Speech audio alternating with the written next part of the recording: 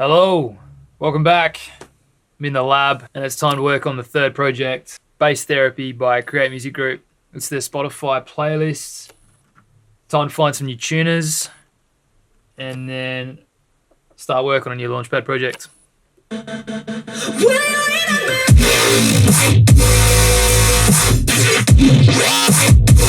No joke, this playlist is legit. Fire.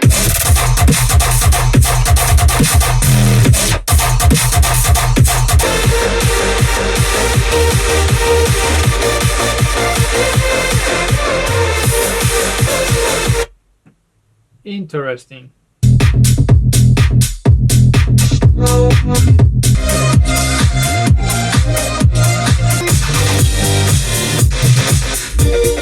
Is 2014 music coming back? It needs to.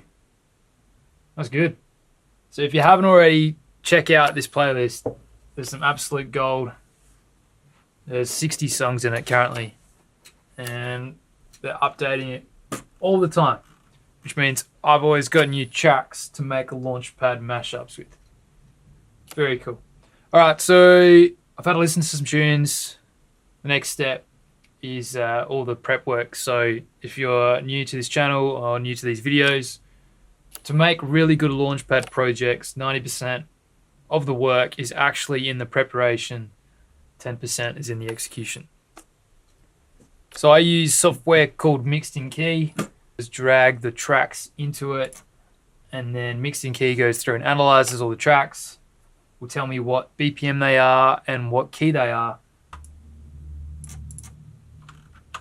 And let's go ahead and get these in time.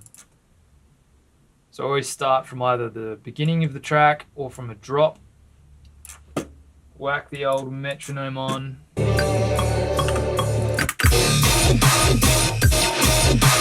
Cool, that track is done. Hit warp. It'll preserve the BPMs. That way, if I change the master tempo down to like 130, even though it won't sound great, that tune will go to 130. Very important. Always warp your samples.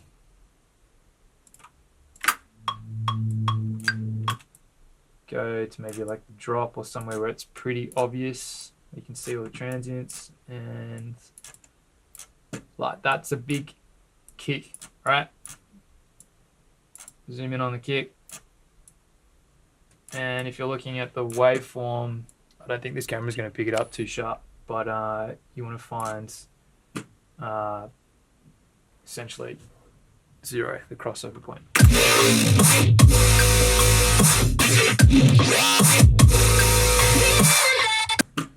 So usually in these videos, this is where I'll skip ahead, but if you have any questions about how to time and warp samples in Ableton, just hit me up in the comments, I'll respond, and I can always show you more in-depth stuff in following videos. So let's go ahead and time all of the tracks. There you go, just like that. All the tracks timed. So this is the fun part, going through all the records and finding samples that I think would sound good on the Launchpad. So, start from the top.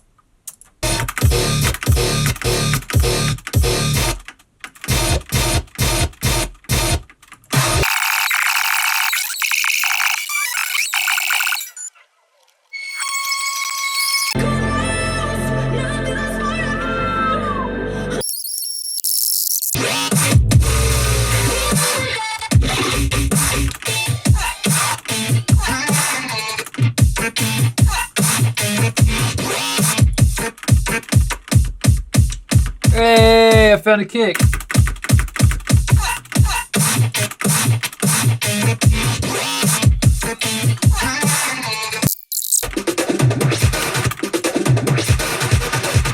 Good feel there.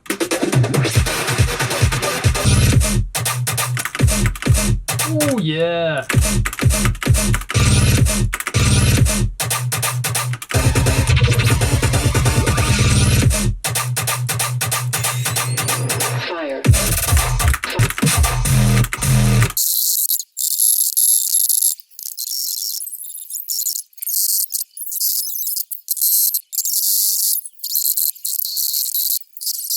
Okay.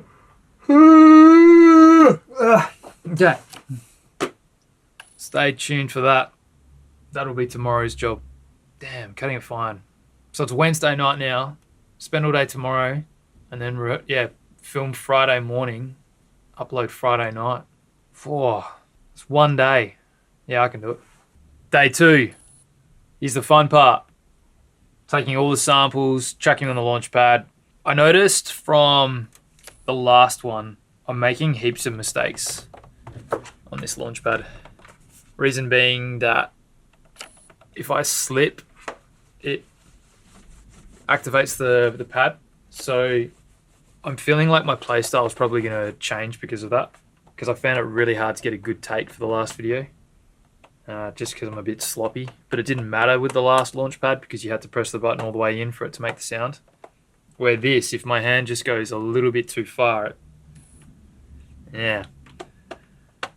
So if I was really honest, even though this is so cool, this isn't quite suited to how I play it. I would much prefer, I think, a button that was less sensitive. And I'm sure I can change the sensitivity. I've done that on other controllers like the Push 2 and the Akai Force. I could change the sensitivity on that.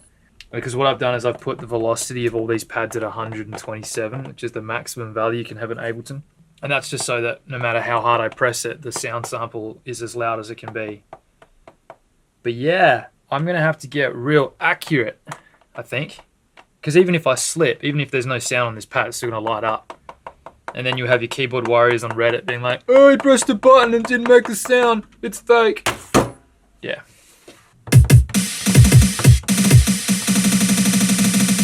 So one of the benefits of the touch pad, as opposed to like a button, is that I can do cool stuff.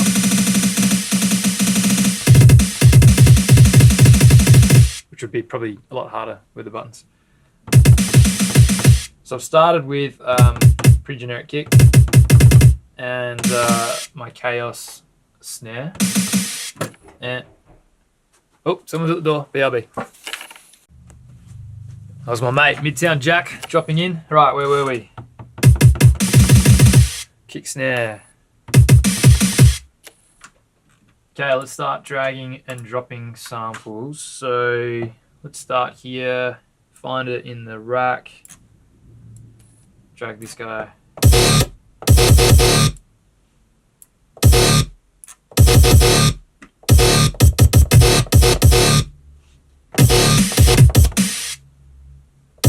And then this one.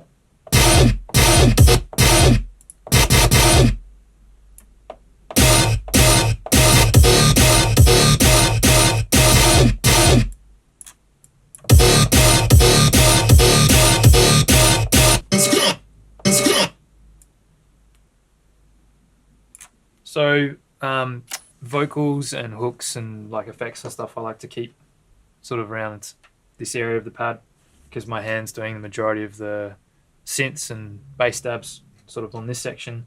Vocal chops I keep up the top, it's just really easy for me to remember. And then the bottom left quadrant's always been for effects and percussion and kicks and snares and stuff.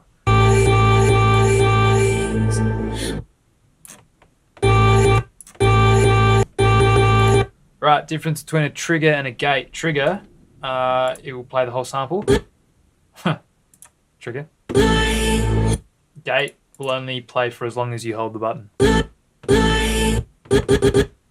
So generally, all my samples are gates, and very occasionally I'll have a trigger.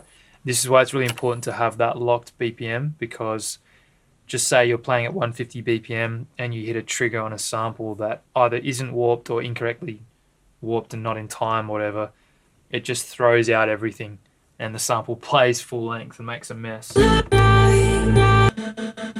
Okay, so this could be used as a loop, right? And we keep it on trigger mode, and it could be in place or layered with a ride symbol.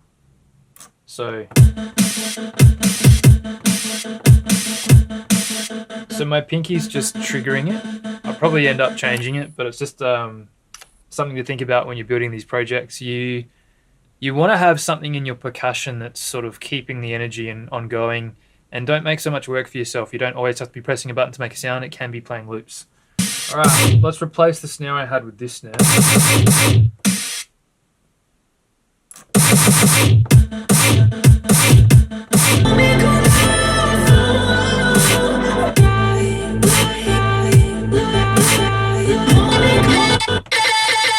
Okay, so this guy, let's put it at the top.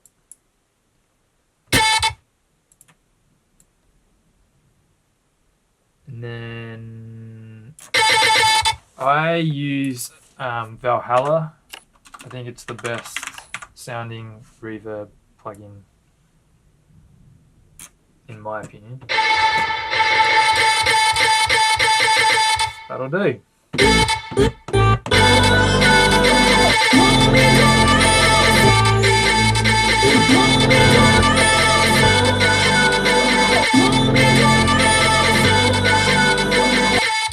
Ooh, that could be cool. Would be good to use a different key. I could change this to G, yeah. A is tricky. If you push it up to B, you're getting into like pop world key. You don't have very strong kicks in B or C. I don't know, maybe do A.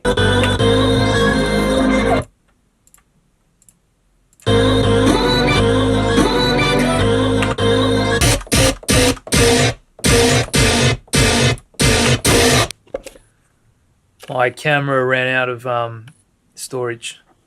Whoops. Alright, we're back. So I've got most of the pads filled now with samples. So I'll play you what I've got. So it's another dubstep banger. And it's 150 BPM. I think that was the best sounding BPM. I've sped a lot of the 140 up to 150.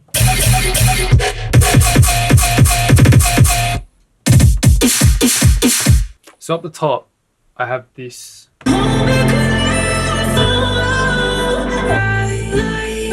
But it doesn't fit with the stabs. So in order for that to match the pitch, I've got to put it down 6.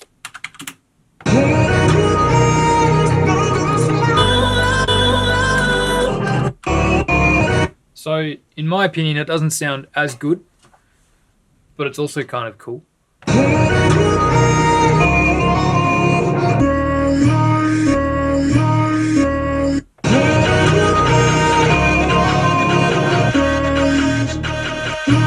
And then it works with this other section I've built.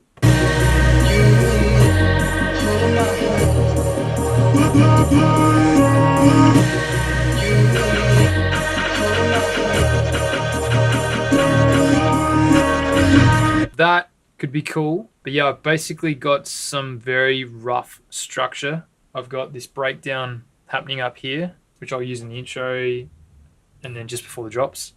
Earlier I said that I liked the other launchpad better because the button's pressed in, but having this touchpad's actually enabled me to have a different play style.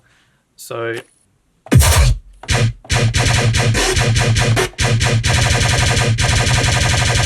I couldn't do that on the other launchpad.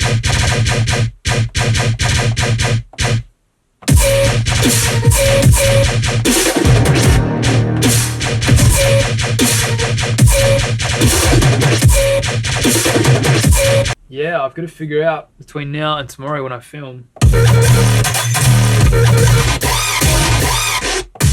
how to make all these samples work together. And I guess it's all just trial and error.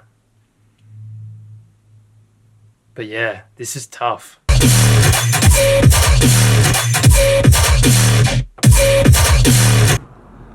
So I'm not actually ready to film, but I'm finding it really difficult to get this project happening to a point where I'm happy and ready to film. So Luke's suggestion was just to get on with it. Yeah. And so I thought I'd give you some behind the scenes. This is a little platform we made. Might need to make another one because it's just a bit of wood. And then this is a new addition to help with the launch pad from slipping. because it kept falling down the last video. So we'll see if this one holds up. And then there's a line here. We're trying to get the middle of the launch pad with the line so that my OCD looks good.